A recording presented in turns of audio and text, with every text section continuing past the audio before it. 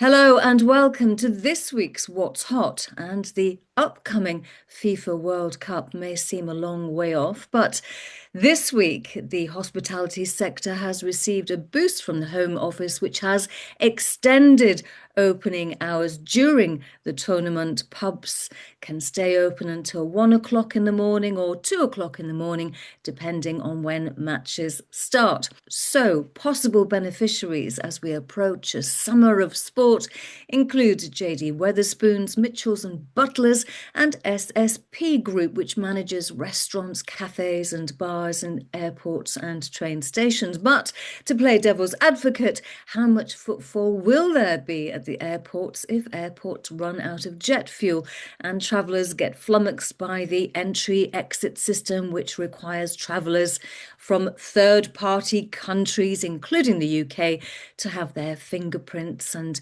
photos taken? Now, I travelled to Spain very briefly in February, and the man next to me had missing fingers, so that system didn't work for him. He wasn't a fan of Brexit either, but I am a big fan of the yellow and orange stickered food at supermarkets that are approaching their sell-by date. That's the food, not the supermarkets. Or there's been a glut of a particular brand and it's not selling. So I'll either spice it up with what I think is bland or create with the fresh and the limp. Now, I get through a lot of utensils, so I paid attention to the statement from kitchenware retailer Pro Cook, which lifted its full-year profit outlook, announcing record full-year revenue of £85.5 million. Now, I haven't mentioned Bitcoin recently as it's not particularly tasty to me, but I'm sure I'll eat my words. Because there's been a first for one company, and that's Connecting Excellence Group. It's an international executive recruitment firm, and it holds Bitcoin as a core treasury asset. It's received Bitcoin worth just over £27,000 as payment for executive recruitment services provided through its flagship business, Spencer Riley.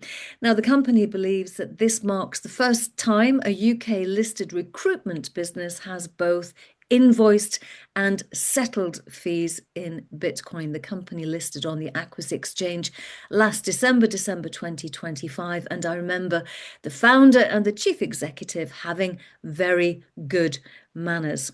Now, I'm also looking at the price of silver over the past year. The precious metal has appreciated some 136%, and both it and gold took a tumble at the end of January due to a price correction, and now it's in a holding pattern while conflict in the Middle East diverts market attention to the oil trade.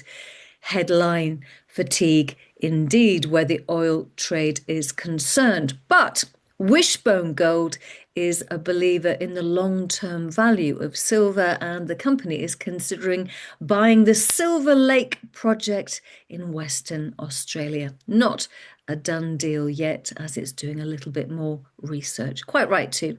Well, I hope you're well. Take care. I'll be back same time next week.